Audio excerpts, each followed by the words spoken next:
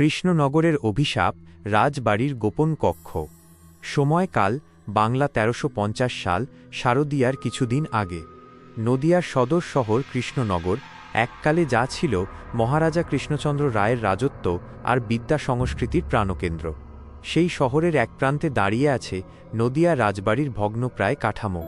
বিশাল ঠাকুরদালান, নহবতখানার ফাটল আর জীর্ণ পাঁচিলগুলো যেন অতীত ইতিহাসের চাপা দীর্ঘশ্বাস। গল্পটা শুরু হয় শহরের নবীন ইতিহাস গবেষক অর্ককে দিয়ে। অর্কর নেশা পুরনো ইতিহাস আর স্থাপত্য। সে শুনেছিল রাজবাড়ির অন্দরমহলের এক গোপন কক্ষের কথা, যেখানে নাকি মহারাজ কৃষ্ণচন্দ্রের কিছু মূল্যবান পুঁথি আর অপ্রকাশিত দলিল রাখা আছে। সেগুলোর সন্ধান পেলে বাংলার ইতিহাস গবেষণায় এক নতুন দিগন্ত উন্মোচিত হবে। একদিন রাজবাড়ির বর্তমান উত্তরাধিকারী, যিনি প্রায় শহর থেকে দূরেই থাকেন, তার অনুমতি নিয়ে অর্ক রাজবাড়িতে ঢোকে। দিনের আলোয় রাজবাড়ি যতই জীর্ণ হোক, তার আভিজাত্য তখনও চোখে পড়ার মতো। কিন্তু সন্ধ্যা নামতেই চারপাশের থমথমে ভাবটা যেন গাঢ় হয়ে ওঠে। অর্ক তার পুরনো ম্যাপ আর টর্চ নিয়ে ঘুরতে থাকে অন্দরমহলে। ঠাকুর দালান পেরিয়ে অব্যবহৃত কয়েকটি ঘর পার হয়ে সে পৌঁছায় দক্ষিণ দিকের একটি বন্ধ দরজার সামনে। দরজাটি সেগুন কাঠের, তাতে খোদাই করা প্রাচীন কারুকার্য। ম্যাপ অনুযায়ী এটাই সেই গোপন কক্ষের প্রবেশপথ। দরজার ওপরের ধুলোর আস্তরণ সরাতে গিয়ে অর্ক দেখল কাঠের ওপর অস্পষ্টভাবে কিছু অদ্ভুত প্রতীক খোদাই করা আছে। সে প্রতীকগুলো কোনো পরিচিত ধর্মীয় চিহ্নের মতো নয়, বরং মনে হলো যেন কোনো প্রাচীন গুপ্ত সংকেত। সন্ধ্যা গড়িয়ে রাত হয়েছে। বাইরে ঝিঁঝির ডাক ছাড়া আর কোনো শব্দ নেই। অর্ক একটি পুরনো মর্চে ধরা তালা ভেঙে কক্ষের ভেতরে প্রবেশ করল। গোপন কক্ষটি ছোট, চারদিকে দেওয়াল জুড়ে পাথর দিয়ে গাঁথা তাক। তার ওপর সারি সারি পুরনো পুঁথি আর চামড়ায় মোড়া দলিল। ঘরের মাঝখানে একটি পাথরের টেবিল, তার ওপর একটি খোলা ডায়েরি পড়ে আছে। অর্ক উৎসাহের সঙ্গে এগিয়ে গেল। ডায়েরিটি রাজা কৃষ্ণচন্দ্রের ব্যক্তিগত ডায়েরি। সেখানে হাতে লেখা কিছু পাতা তার দৃষ্টি আকর্ষণ করল। ১৭৬২ সাল, আজ আমার কন্যার জন্মদিন। কিন্তু আনন্দ নেই। সেই অভিশাপ যেন আমাদের রাজবংশকে গ্রাস করছে। এই কক্ষের গোপন কথা আর কতদিন চাপা থাকবে? সেই নিরুদ্দেশের আত্মা, সে মুক্তি চাইছে। ওর আর্তনাদ আমাকে পাগল করে দেবে। এই পুঁথিগুলো যেন কোনো অভিশাপ বহন করে এনেছে। আমি জানি এই রাজবাড়ি আর শান্ত হবে না, যতক্ষণ না সেই অশুভ আত্মাকে চিরতরে শান্ত করা যায়। লেখাটি শেষ হতেই অর্কর কাঁধে হঠাৎ একটা ঠান্ডা স্পর্শ অনুভব হল। সে চমকে পেছনে ফিরল। কেউ নেই, কিন্তু ঘরের ভেতরের আবহাওয়া মুহূর্তের মধ্যে যেন কয়েক ডিগ্রি নেমে গেল। তার মনে হল কেউ যেন তার খুব কাছে দাঁড়িয়ে গভীর শ্বাস নিচ্ছে।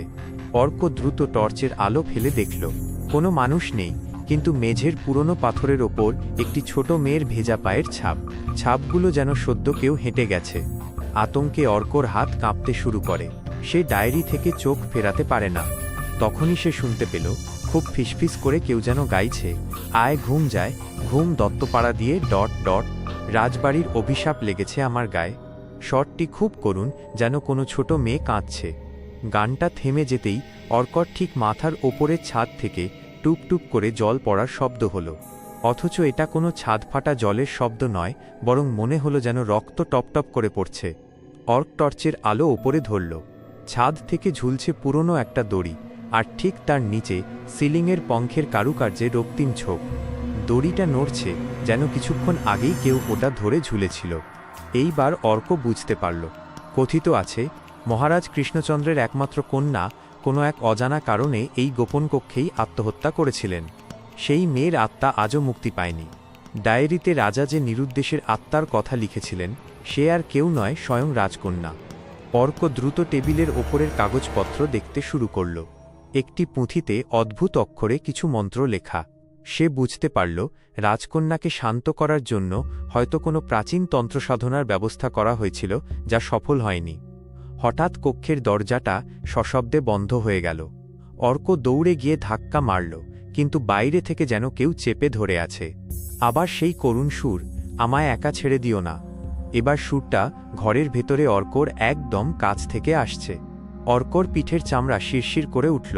সে দ্রুত ডায়েরিটা তুলে নিয়ে আবার পড়তে শুরু করল। শেষের পাতায় লেখা, এই ডায়েরি যে খুঁজে পাবে, সে যেন এই গোপন কথা বাইরে না আনে। রাজকন্যার মুক্তি কেবল তখনই সম্ভব যখন এই কক্ষের বাইরের দেওয়াল সম্পূর্ণরূপে ধ্বংস করা হবে এবং মাটির নিচের যক্ষারূপী দেবী রাজরাজেশ্বরীর মূল বিগ্রহের আলো কক্ষের ভেতর প্রবেশ করবে। নইলে তার আত্মা এই রাজবাড়িতে আটকে থাকবে চিরকাল। অর্ক তখন বুঝল রাজকন্যাকে শান্ত করার জন্য রাজবাড়ির মূল দেবী রাজরাজেশ্বরীর আশীর্বাদ প্রয়োজন। ঠিক সেই মুহূর্তে ঘরের এক কোণ থেকে একটি শীতল বাতাসহীন ঝটকা অর্কর মুখ বরাবর এলো। তার মনে হল অদেখা একটা হাত যেন তার মুখ চেপে ধরেছে। অর্ক দম বন্ধ হওয়ার কষ্টে ছটফট করতে লাগল। অর্ক প্রাণপণে হাত বাড়িয়ে টেবিলের ওপর থেকে একটি পুরনো রূপোর মুদ্রা ছুঁড়ে মারল দরজার দিকে। মুদ্রাটি সশব্দে মাটিতে পড়ে গড়াতে শুরু করল। মুহূর্তের জন্য সেই শীতল চাপ সরে গেল। অর্ক এক ঝটকায় তার ব্যাগ থেকে কুড়াল বের করে এনে দরজা লক্ষ্য করে আঘাত করতে লাগল। একের পর এক আঘাতে কাঠের দরজা ভেঙে চুরমার হয়ে গেল। দরজা ভাঙতেই বাইরে থেকে চাঁদের আলো আর ঠাকুর দালানের প্রদীপের ক্ষীণ আলো এসে পড়ল কক্ষের মেঝেতে। সেই আলো পড়ার সঙ্গে সঙ্গে অর্ক দেখল ভেজা পায়ের ছাপগুলো ধীরে ধীরে বাষ্প হয়ে মিলিয়ে যাচ্ছে। বাতাসে ভেসে এলো একটি দীর্ঘশ্বাস, যেন বহুদিনের বন্দিত্ব থেকে মুক্তি পেল কেউ। অর্ক হাঁপাতে হাঁপাতে দরজা থেকে বেরিয়ে এলো। সে কোনোমতে টর্চের আলোয় বাইরে থাকা পাহারাদারকে ডাকল এবং কোনোমতে রাজবাড়ি থেকে বেরিয়ে এলো। পরদিন সকালে অর্ক কোনো সাংবাদিককে কিছু না জানিয়ে শুধু রাজবাড়ির বর্তমান মালিককে ডায়েরিটি দেখিয়ে তার ঐতিহাসিক গুরুত্ব বোঝাল। এরপর স্থানীয় ইতিহাসবিদ এবং প্রত্নতত্ত্ববিদেরা রাজবাড়ির ইতিহাস সংরক্ষণ এবং মেরামতির কাজ শুরু করলেন। রাজবাড়ির সেই গোপন কক্ষের দেওয়াল মেরামত করা হল, তবে কোনো ঐতিহাসিক পুঁথি বা দলিল বাইরে প্রকাশ করা হল না। আর সেই দিনের পর থেকে কৃষ্ণনগর রাজবাড়ির অন্দরমহলে আর কোনো কান্নার শব্দ বা করুণ গান শোনা যায়নি। কিন্তু অর্ক আজও বিশ্বাস করে সেদিন রাতে সে শুধু ইতিহাস নয়, এক অভিশাপের সাথেও মুখোমুখি হয়েছিল। আর সেই রাজকন্যার আত্মা হয়তো এখনও কোনো এক পূর্ণিমার রাতে দূর থেকে তার পুরনো ঘরের দিকে চেয়ে থাকে। গল্প শেষ।